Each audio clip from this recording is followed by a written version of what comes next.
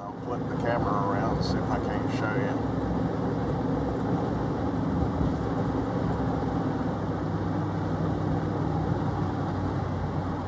Alright. I can't see the monitor on the camera, so I'm hoping this comes through. But anyway,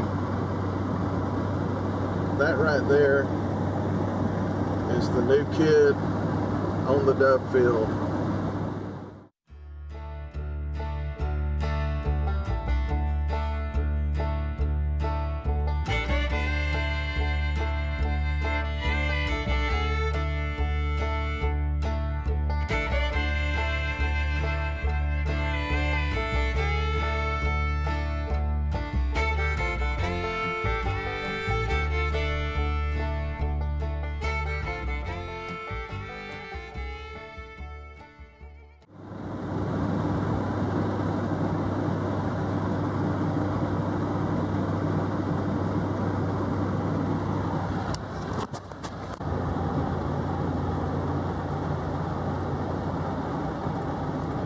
Heading down the road. I wanted to show you my new tractor that I bought. Took some money out of my savings account to get this thing. And I had some criteria I was looking for. One, first and foremost, I needed a front end loader. Second was that I wanted it to be in the 35 horsepower range. This one is a 34. It is a, let's see if I can, hard to see, 1734E, so it's 34 horsepower. The other is I did not want hydrostatic, so I've got gear shift here, just like a standard tractor, clutch with a shifter. Your high-low range is over here, right there. But anyway, it came with this scrape blade, but that scrape blade has been used hard. It's still fine, it still works, it's just been used a good bit. So anyway,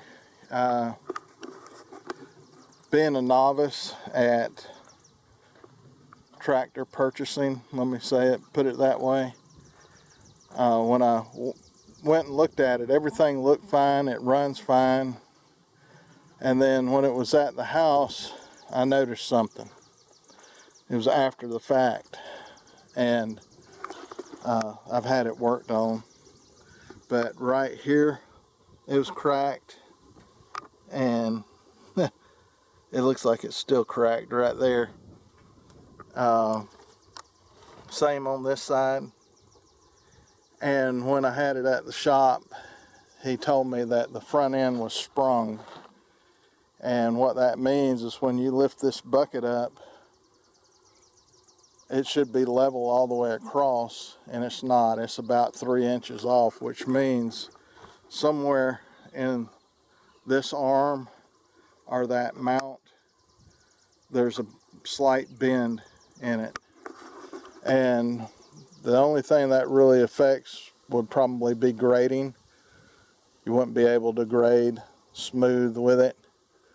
So just my point to anyone else that's out there looking at tractors or used tractors, kind of, if it has a front end loader on it, just look over it real well.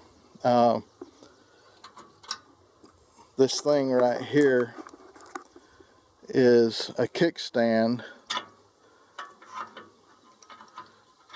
for taking the front end loader off, and that's where the other crack was, right here, if you can see that. He's welded that up and welded right here. So anyway, that's one thing to look out for. Is, and as my mechanic told me, I told him that they had told me they were looking to get a bigger tractor, and the first thing he said is, whenever I hear someone say that, I immediately start looking for, okay, what'd you tear up on this one? Because this is not a bulldozer, and people try to lift stuff that's way heavier than what they're rated for, or they scrape with the forward with the bucket down, and this is the stress point right here. But anyway, this and a leak on one of the front axles up here cost me another $1,000 getting all that fixed. So I wanted to say I paid $15 for it, but I actually have paid $16 for it thus far, and no telling what else can go wrong. But that's what you get into when you buy used equipment, and plus not knowing, me being a novice, you run into things that you just had no idea what to look for. So I'm hoping that by telling y'all about this, and also about the bucket being sprung, that you'll know to look for that. I'll put that kickstand back up, and I'll raise the bucket up where you can see it. Bucket up right now, but I'm not on level ground, so you really can't tell it, but it does sit lower facing it on the left side than on the right side. If you kind of look at the hood of the tractor, right, and look at that top line, you can see where it's a little bit lower on one side than the other.